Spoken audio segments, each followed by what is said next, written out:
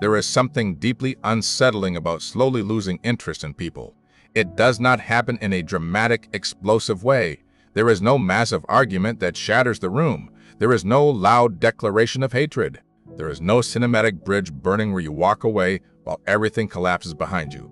It happens in a quiet, almost unnoticeable, chilling shift in your daily reality. You stop replying as fast. You stop reaching out first to make the plans.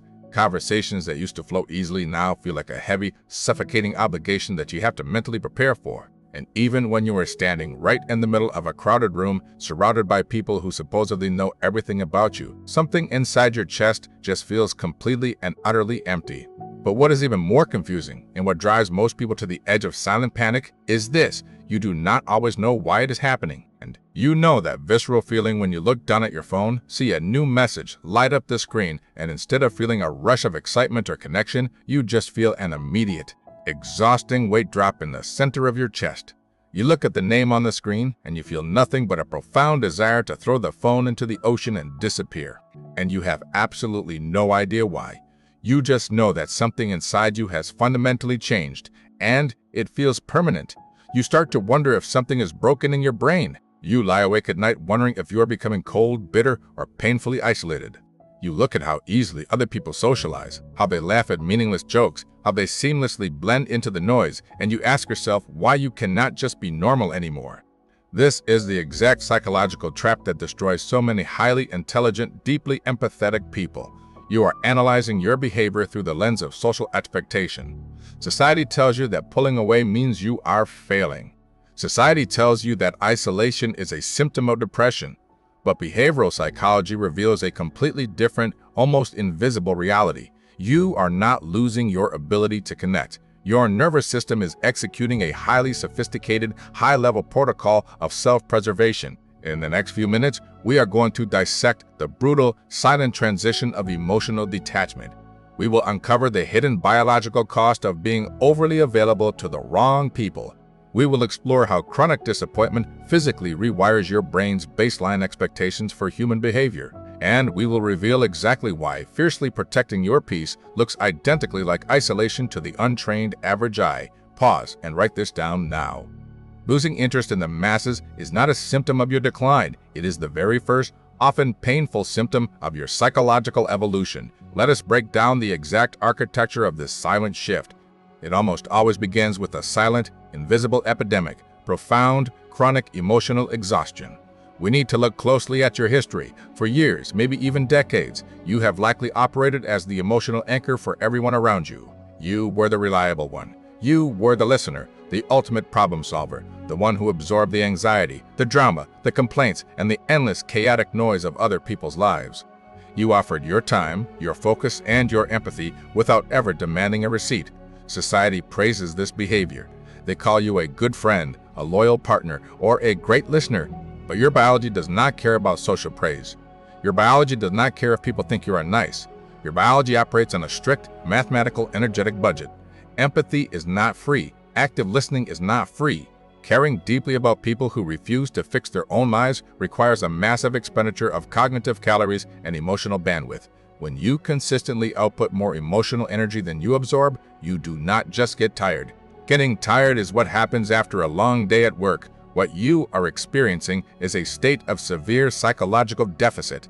Every single time you force a polite smile, every time you engage in superficial small talk that feels completely meaningless to your soul, and every time you validate someone else's fragile ego while entirely ignoring your own utter exhaustion, you are burning cognitive fuel that you cannot easily replace. Eventually, the mind recognizes this deeply unbalanced ledger. It looks at the emotional bank account and realizes you are bankrupt. It realizes that your current social environment is an energetic parasite. So, it executes a survival protocol. It simply shuts the valve. The sudden lack of interest you feel toward your friends, your acquaintances, or society at large is not malice. It is not bitterness. It is a biological circuit breaker tripping to prevent a total system failure. You stop caring because your brain literally cannot afford the metabolic cost of caring anymore. This is where the separation happens. This is where most people will completely misunderstand you. You are not becoming cold. You are becoming discerning. You are transitioning from someone who gives open access to everyone to someone who requires a very specific password. This transition into discernment is heavily accelerated by a specific emotional mechanism: chronic disappointment. When you are younger, you operate on a baseline of naive, hopeful optimism. You give people the benefit of the doubt, even when they do not deserve it. You project your own values onto others. You assume that if you are deeply loyal, they will be loyal in return. If you are ruthlessly honest, they will offer you the same transparency. If you sacrifice your comfort for them, they will catch you when you fall. But over time, the real world delivers its painful, unrelenting corrections. You watch people break promises with zero remorse. You witness the subtle, quiet betrayals that happen behind your back. You see how quickly people forget your years of sacrifices, the absolute second you stop being useful to their immediate agenda. You watch how people you bled for disappear the moment you require a fraction of that same support. Disappointment does not just hurt your feelings for a few days. It fundamentally and physically rewires your neurological expectations. Your brain is, at its core, a highly advanced prediction machine. Its job is to predict the outcome of future events to keep you safe. After enough data points of letdowns, betrayals, and one-sided relationships, your brain permanently updates its algorithm. It stops predicting meaningful connection, and it starts predicting inevitable exhaustion. You no longer get excited about meeting new people or attending large social gatherings because your nervous system has already run the simulation in the background.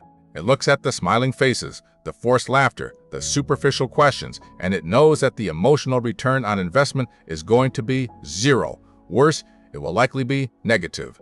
This is why you go silent in group chats. This is why you leave events early. You are not plotting against anyone. You have just looked at the cold, hard math of modern human interaction, and you have realized it is a terrible investment for your peace of mind. You are terrified of repeating the exact same painful relationship patterns that drained you in the past, so you simply remove yourself from the equation entirely. You eliminate the variable to eliminate the risk. But here is the most critical realization of all. This is the hidden truth that completely shifts your identity from a victim of isolation to a master of your own reality. Losing interest in the masses is almost always the direct result of intense, private, personal growth. When you start elevating your standards, when you start healing your old childhood traumas, and when you finally start focusing on your actual purpose in life, your internal frequency changes drastically. You simply no longer tolerate the superficial noise that the vast majority of people use to distract themselves from their own empty, unexamined lives.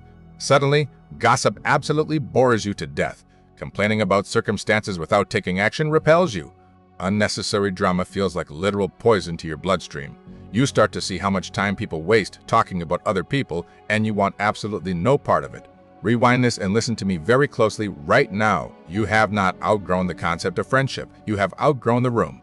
While the average person is terrified of a quiet Friday night, desperately seeking any superficial connection just to avoid sitting alone in a room with their own thoughts, you are learning how to inhabit your solitude.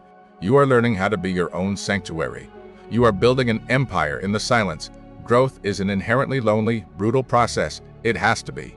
Because the higher you climb the mountain of self-mastery, the thinner the air gets.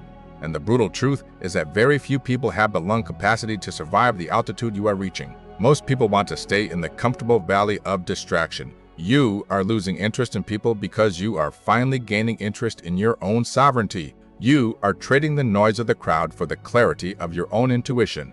You are also currently in a healing phase. Consider the laws of nature.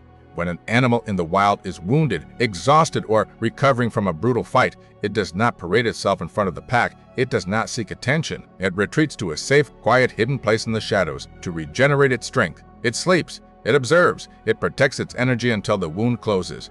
Your sudden distance from the world is not a permanent rejection of humanity. It is the incubation period for a much stronger, more grounded, and highly lethal version of yourself. You are in the cocoon, and the cocoon is silent by design. However, as with all high-level psychological adaptations, we must address the dangerous, razor-thin edge of this superpower. There is a massive difference between fiercely protecting your peace and completely isolating yourself out of unhealed fear. When you have been burned repeatedly, the ego tries to step in as your bodyguard. But the ego is an extremist.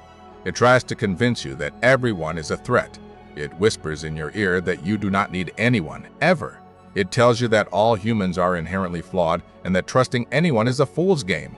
It pushes you to build a massive, impenetrable concrete wall around your life and hide inside it until the end of time. That is not wisdom. That is the trauma talking.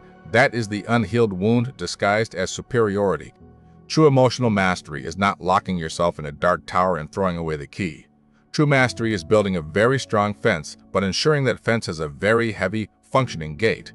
You must retain the ability to let the right people in. You must leave a small, quiet space reserved for the rare individuals who actually match your depth, the people who speak your exact language, the people who do not require you to shrink yourself, explain yourself, or exhaust yourself just to make them feel comfortable. The ultimate goal of this silent withdrawal from society is not to disconnect from humanity forever. That is a miserable existence.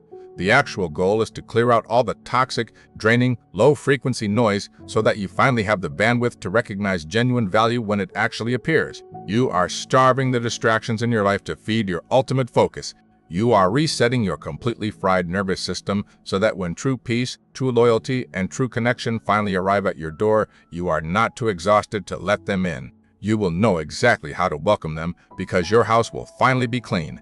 So if you are sitting there right now, staring at your screen, feeling guilty because you have not texted them back in 3 days, feeling secretly broken because being in crowded rooms makes you feel utterly and profoundly alone, feeling deeply confused because your inner circle is getting smaller and smaller every single day, and you are starting to wonder if you are the villain of the story, let this be your absolute undeniable validation. While others chase connection at any cost, sacrificing their dignity just to be invited to the table, you choose peace over pressure. While others fear being alone more than they fear being disrespected, you trust your own discernment.